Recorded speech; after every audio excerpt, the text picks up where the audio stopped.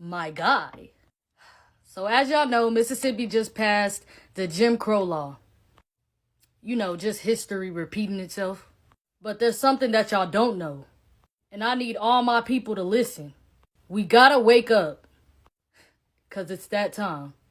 See, cause what y'all don't know is the Jim Crow law is actually associated with the Bible and the curses that was put upon his people. So I want to answer this woman's question.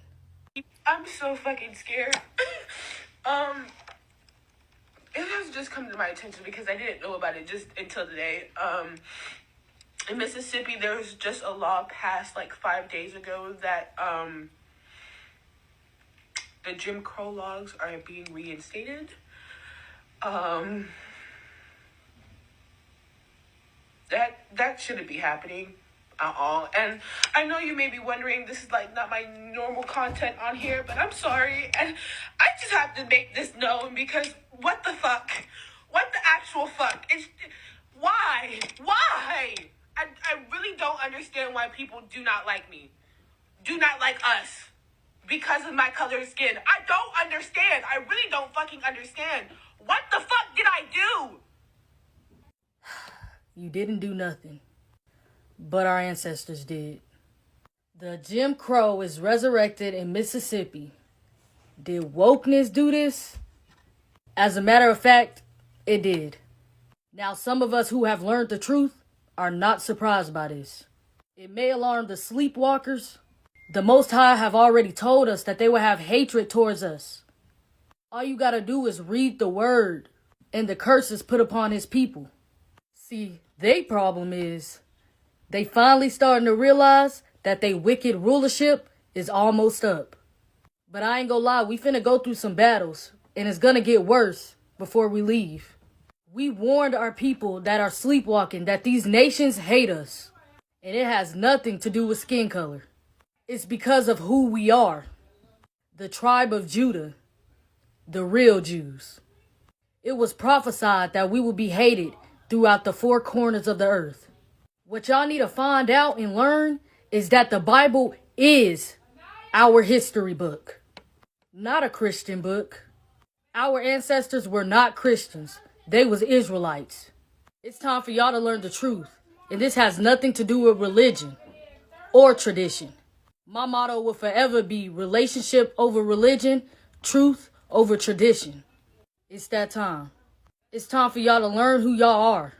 And it's time for y'all to gain a relationship with the Father through his word, not a religion.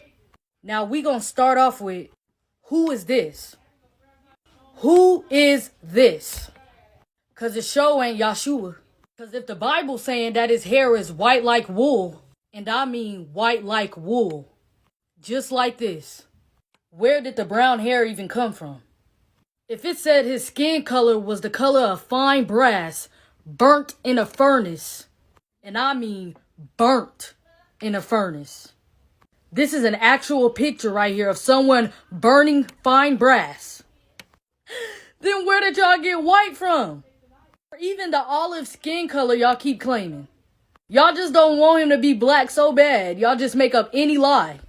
And he was born in Israel, which is Northeast Africa. Y'all stop saying Middle East. It was not called the Middle East back then. It was a part of Africa.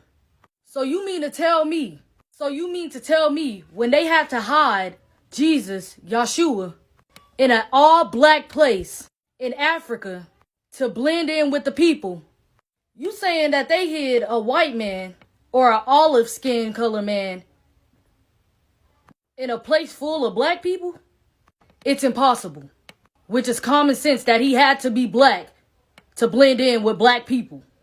Now I'm finna tell you why his skin color got something to do with the Jim Crow law and them trying to bring back hanging and lynching. Now, in the Bible, Pilate's wife had a dream about the Messiah. When she seen that the people was trying to kill him, she pulled her husband aside and said, "Have nothing to do with this righteous man." She said, "I suffered much suffering in a dream today. Have nothing to do with his killing." So Pilate turned to the people and said, "I don't see nothing wrong that this man is doing for me to kill him." Pilate was talking to the Hebrews, our people. He said, if y'all decide to kill this man, the blood will not be on my hands. It will be on y'all's. So then the Jews, aka Hebrew Israelites, mistakenly said, it's okay. Put it on our hands, our children's hands, for generations and generations. Crucify him. So then it was so. So from then on, we was cursed to die the same way he died. Now they like to tell y'all that he died on a cross, but that is far from the truth. The cross is one of the main graven images that he talks about in the Bible. The word cross was never even in the Bible to begin with. It was added in there from a pagan god they called Tammuz. The cross is a symbol of the first letter of his name, a T. Now, if you look at the history during those times, you would know that if you were worthy of death, you had to be hung. It was the law. Acts 5:30 even told you that he died from hanging from a tree. There was a divine curse placed on a hanged person. And if a man has committed a crime punishable by death, and he is put to death, you hang him on a tree. For a hanged man is cursed by God. And when they had carried out all that was written of him, they took him down from the tree and laid him in his tomb. The same way they do us till this day.